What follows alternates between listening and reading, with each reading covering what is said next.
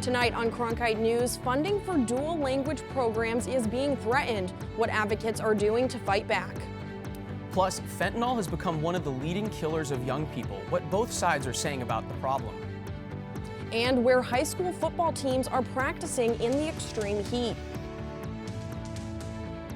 Good evening and welcome to Cronkite News. I'm Erin Patterson. And I'm Shai Gara. Thank you for joining us. As schools across the state head back to the classrooms after summer break, there could be some changes to the curriculum. And specifically, dual language programs are getting more scrutiny. Adrian Carbajal has more on why these popular programs could be in jeopardy. Dual language programs are a form of bilingual education in which students are taught literacy and content in two languages. In 2019, the Arizona legislature passed a law that allowed school districts more flexibility to teach in English in these programs. But Arizona Superintendent of Public Instruction Tom Horn says some of these programs are against Proposition 203, which was passed by voters more than 20 years ago, that requires English language only instruction. Dozens of people gathered today at the Arizona State Capitol complex in support of dual language programs for K-8 students. Recent opposition from Arizona Superintendent Horn has parents, teachers, and former dual language participants urging lawmakers to continue to support these programs and their students.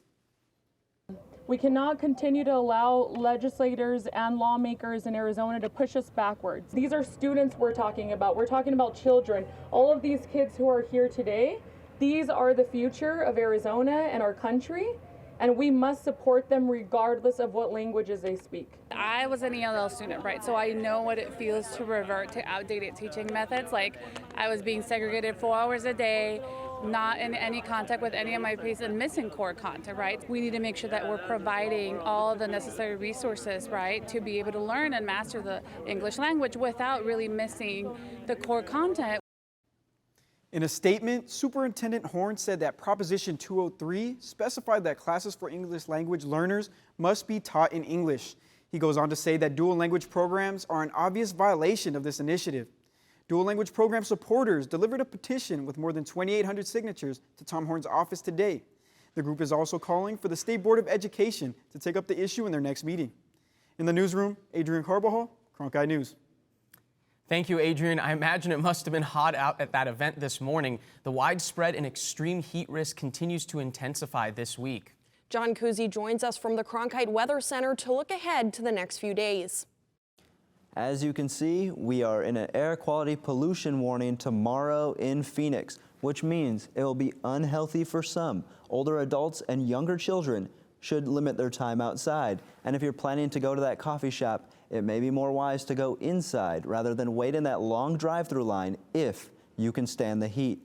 And speaking of that heat, as we look at our heat index here, 109, 108, 107, Thursday, Friday, Saturday in that danger zone. Sunday, a little bit of a drop-off. However, this is Arizona, so that's always subject to change. And as we look at Monday, right back up to that danger zone at 107. If you want more on the extreme temperatures and heat, stay tuned to the full forecast.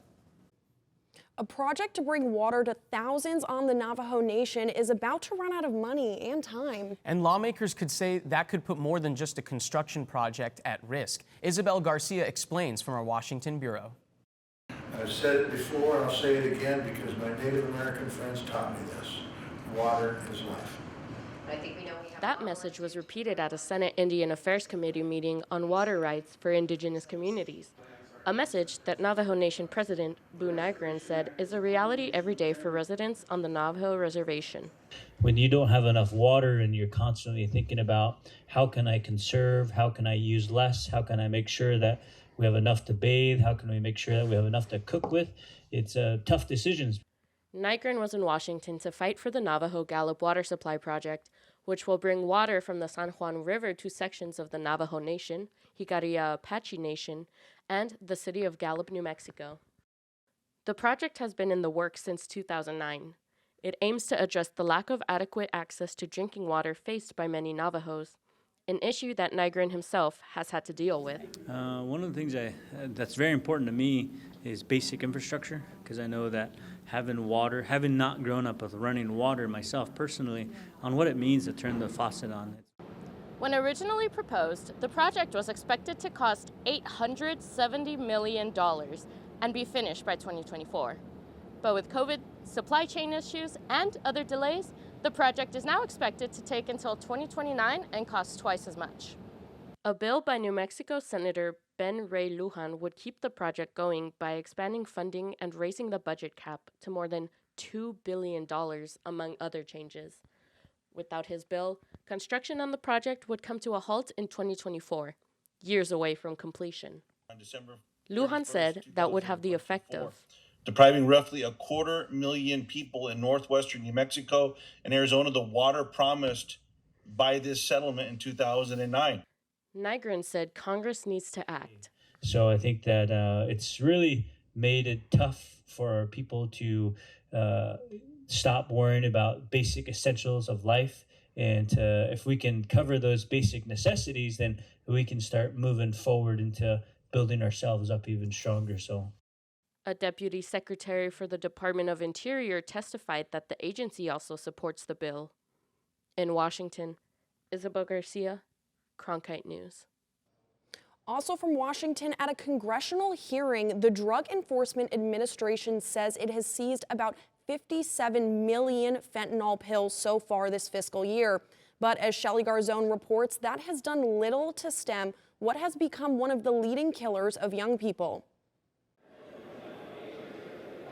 Everyone on the Committee of Homeland Security agrees there's a problem with fentanyl in the country, but disagrees on what to do about it. For Louisiana Republican Congressman Clay Higgins, the answer is obvious. As the flow of illegal immigrants continues to overwhelm Customs and Border Protection, it's inevitable that more and more drugs will slip through our defenses and into our country. But Democrats on the committee argued that migrants entering the country on foot make up a small percentage of people trafficking these drugs across the U.S. border.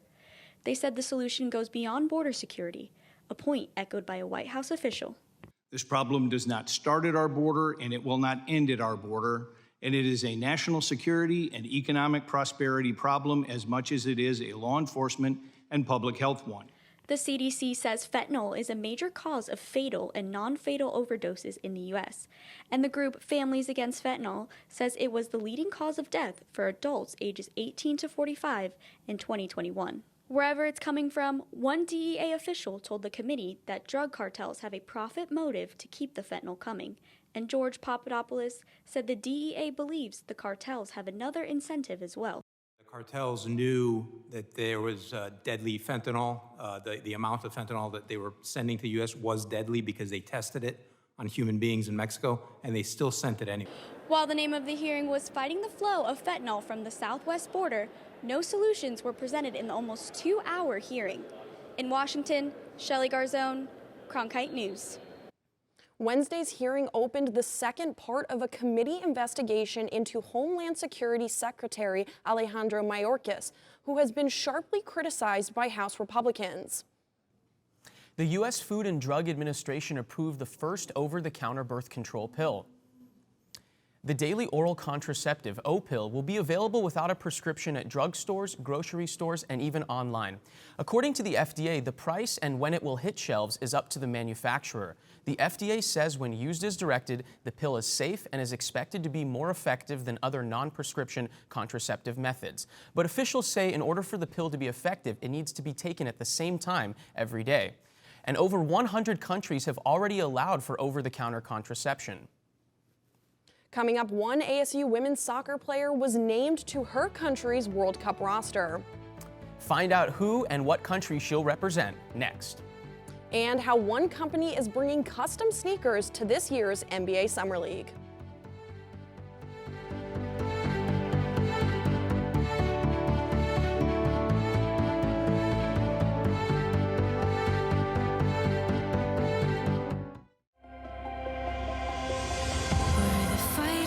We tell ourselves stories as a nation. These stories need to be highlighted, they need to be explored. We're the dreamers. How serious is America's commitment to looking at its history? How can we learn from the past?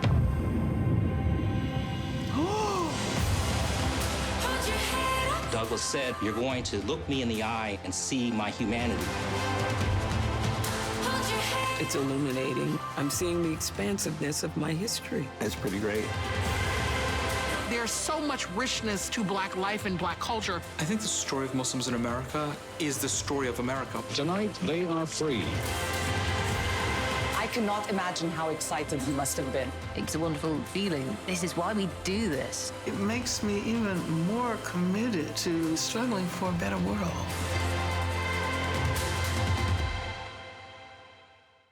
ASU's one and only student-run radio station, Blaze Radio, provides students with opportunities to cover a variety of topics. From music, this is Sun City Garage, to sports coverage, against the Brewers in his last outing, he went to news. The bill also gives parents the ability to sue. And entertainment updates. Blaze Radio offers a fun environment to gain valuable broadcast experience. To find out more, visit blazeradioonline.com. The Walter Cronkite School of Journalism and Mass Communications Phoenix Sports Bureau provides students with hands-on learning experiences and opportunities in sports journalism. From covering local high schools, colleges, and the pros, students get the opportunity to go live from our Facebook shows covering local, collegiate, and pro sports in the Valley. From digital reporting, broadcast, social media, and producing, there's opportunities for all. For more, go to cronkitenews.azpbs.org. Now, while one major soccer tournament comes to a conclusion this weekend, fans will start gearing up for another at the end of the month. Yes, the Gold Cup finals are set and the FIFA Women's World Cup is set to begin July 20th. With more on our soccer roundup, Eduardo Morales joins us now from the newsroom. There is some good news and some bad news for local soccer fans. Let's start with the good news. For only the second time in school history, ASU will have one of its women's soccer players represent their country in this year's FIFA World Cup. ASU forward Gabby Rainey will be representing New Zealand in the major tournament. She and her New Zealand squad will look to get their first World Cup win in team history. Playing at the World Cup and representing your country is something that almost every soccer player dreams of. Rainey is looking forward to this amazing opportunity, but she is also excited to potentially go up against some of the most legendary women's players of all time, especially the big-name players from the Team USA. I've played the likes of Alex Morgan. I actually had to mark her in one of the corners, which is pretty funny because it's definitely such a switch of a mindset. Like, obviously, the likes of those players have been in the public eye, whereas a lot of the New Zealand players when I was growing up weren't necessarily in the media. So I really did look up to the likes of Alex Morgan and Megan Rapinoe when I was growing up. Congratulations to Rainey and ASU Soccer for the honor. Now to the bad news for American soccer fans.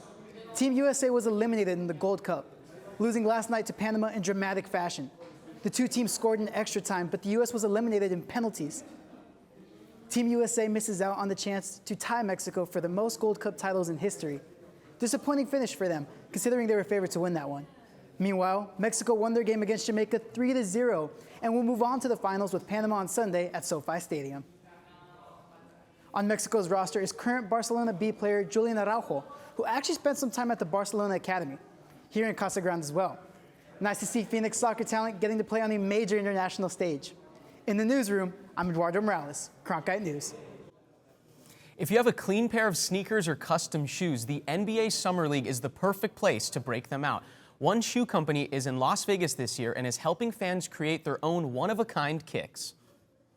Sneakerheads will tell you that a good pair of shoes will complete any outfit. Major Waves, a shoe company based in Los Angeles and Las Vegas, is taking shoe customization to a new level. Fans can either pick from a variety of materials to build their own shoes, or they can tell designers what they are looking for, and creatives will go to work. People get to personalize what they want to wear, and so shoes is like a good accessory, finishing touch that you guys can like pimp out and make it look different rather than just like kind of getting it from the store. And that's what we really do, is make one-of-ones that are like always like kind of elevating, becoming different. We're always coming up with new things. Coming up next, we take a deeper look at the high temperatures across the valley. Find out just how hot your week is going to get.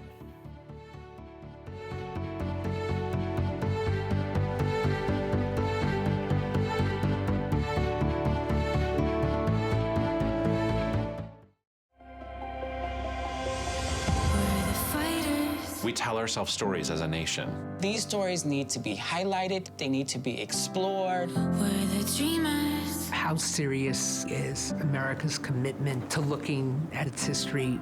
How can we learn from the past?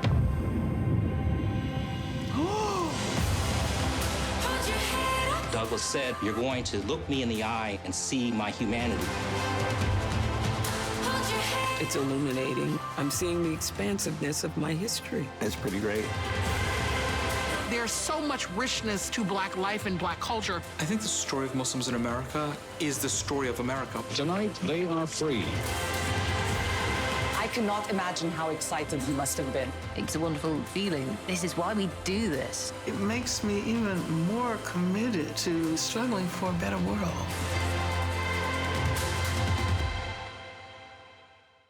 ASU's one and only student-run radio station, Blaze Radio, provides students with opportunities to cover a variety of topics. From music, This is Sun City Garage, to sports coverage, Against the Brewers in his last outing, he went to news, The bill also gives parents the ability to sue. and entertainment updates. Blaze Radio offers a fun environment to gain valuable broadcast experience. To find out more, visit blazeradioonline.com. The Walter Cronkite School of Journalism and Mass Communications Phoenix Sports Bureau provides students with hands-on learning experiences and opportunities in sports journalism. From covering local high schools, colleges, and the pros, students get the opportunity to go live from our Facebook shows covering local, collegiate, and pro sports in the Valley. From digital reporting, broadcast, social media, and producing, there's opportunities for all. For more, go to cronkitenews.azpbs.org. Here in Phoenix, we have been experiencing temperatures around 110 degrees or more for the past few days. This is also the time when many high school football programs begin their summer training camps. Our Crystal Stone has more on what some schools are doing to beat the heat. Many Valley high schools are taking their summer football camps on the road to places with cooler temperatures like Flagstaff and Pine Top. One school is even going as far out as California. But Chandler High School is staying home, and I went to their practice at 7 a.m. this morning to see how they are taking this heat head on. While many folks are still rolling out of bed, the Chandler football team is out on the field early, putting in work for the upcoming season. I know nobody wants to be out here in the morning, so we want to be a step ahead of everybody. Heading into his senior year, defensive end Jeremiah Young knows very well what it takes to stay safe in the heat. Make sure we drink 2 gallons of water every day. Make sure we're hydrated, because this heat is different. Chandler has chosen to stay in town for their summer training camp. Head coach Rick Garrettson says it was a lesson he learned during COVID. Back when the pandemic came and we weren't allowed to go away to a camp, we found out that we got more done from a football program here than we did in the mountains or at Flagstaff or any other place that people go to. So we were able to put in 4 solid hours every day in the weight room, in the classroom with the film, and then on the field. And it's worked out pretty well for us. I've been out here maybe 40 minutes and I'm already drenched. Imagine what it's like for these football players on the field. Now, the coach tells me they work for 10 minutes and then they break for 5 in the shade with lots of water. And they can go through 40 gallons of water for one practice session. It's not easy playing football in Arizona due to the heat. But in my time at Chandler, we've never had anybody with remotely anything with being dehydrated and having an issue with that. But other schools are retreating the triple-digit heat. Perry will be in the Lakeside Pine Top area where the highs will be in the mid-80s. Oro Valley Cannondale Oro will be in similar weather in Flagstaff. And Scottsdale Saguaro will work out in a cool 70 degrees in Carlsbad, California. It's a convenience the Wolves say they can do without. While we're out here working, everybody's just in the cold, making sure they all comfortable and everything like that. We make sure we're comfortable being uncomfortable. And they're doing so with plenty of water. Many football programs use these summer training camps as opportunities for bonding for their teams. But Coach Garrettson says his team is bonding just fine all year round. Braving the heat, Crystal Stone, Cronkite News. Speaking of the heat, it's about to get really, really hot. John Kuzi joins us now from the Cronkite Weather Center with what we can expect. John? Thanks, Shai. As temperatures continue to climb here in Arizona, it's important to know about the heat dangers and how you can tell the difference. So as we look at heat exhaustion and heat stroke here, heat exhaustion, you're going to want to get to a cool place, air conditioned preferably, and drink water. However, if you notice symptoms of heat stroke, this is a little bit more dangerous, and so you're going to want to call 911 immediately.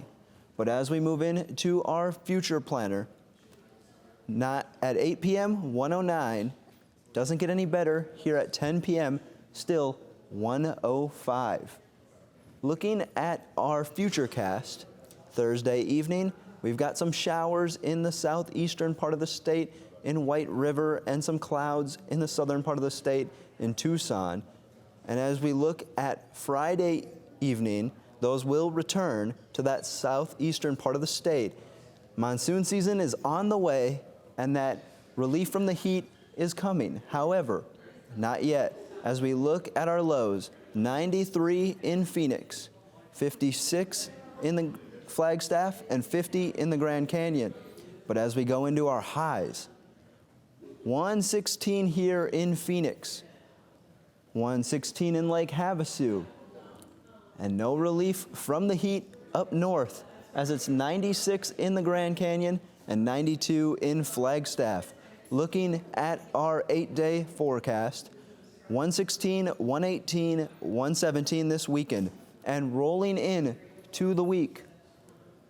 Monday through Friday, still in that 100 and teens. But Thursday and Friday, as you can see, a little bit of cloud coverage. So hopefully a little bit of relief from that sun. Except it's still important that you stay safe. So stay hydrated and apply that sunblock and reapply that sunblock. From the Cronkite Weather Center, I'm John Kuzi. So as you know, it's been pretty dry here in the valley. No kidding, Aaron, but the story is much different along parts of the East Coast, which have seen tremendous amounts of rain this week. All the rain caused the Connecticut River to rise in the middle of the state. And in the town of Middletown, the river has not crested yet. That's caused lots of roads to be closed, and even a boat dock broke free. It appears the rushing water snapped the piling, sending the dock down the river with boats still attached. And check out this tornado that touched down just east of Chicago yesterday. You can see the beautiful rainbow right beside it. But as you know, tornadoes are plenty dangerous. And this was just one of several tornadoes to hit the area yesterday. One was near Chicago O'Hare Airport, forcing thousands of passengers to seek shelter. There are reports of damage in the area, but thankfully, so far, no injuries.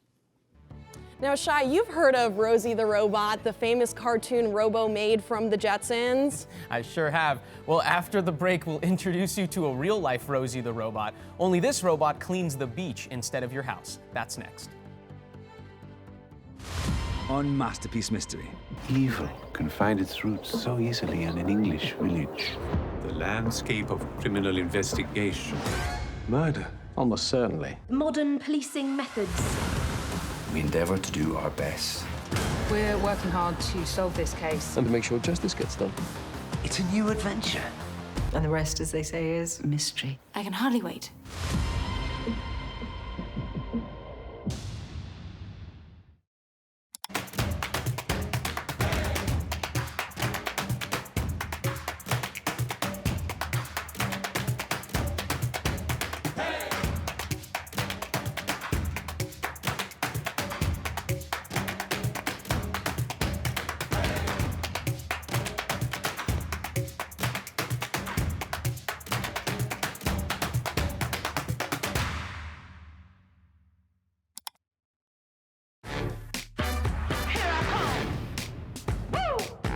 Ain't no time for imitation, ain't no time for playing. I'm just gonna do me. Know what I'm saying?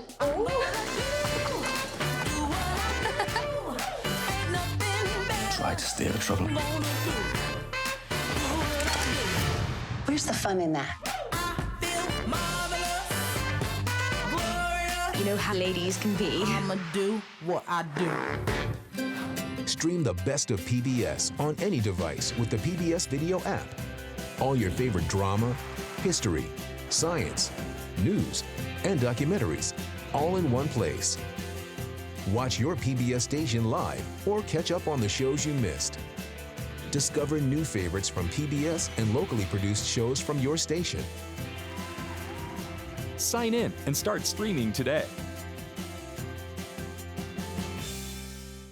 And that's the way it is. Monday, September. Newscasting has changed a lot since the time of Walter Cronkite.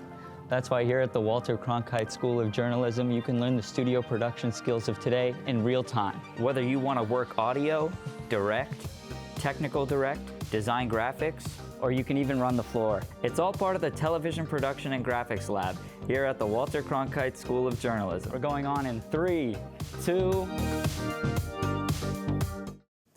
Visitors to Lake Tahoe have heard the phrase, "Keep Tahoe blue." Well, now a robot is being used to do just that by keeping the beaches clean. The robot's name is Bee-Bot and was recently introduced by the environmental group Keep Tahoe Blue, which has been working for decades to keep the area clean. The robot is all electric and runs on solar power. It sifts through the sand and removes garbage and debris. Bee-Bot's most recent task was cleaning up all the garbage left behind after this year's 4th of July celebrations. That's it for Cronkite News. Thanks for joining us. And to see top Arizona stories anytime, log on to cronkitenews.azpbs.org.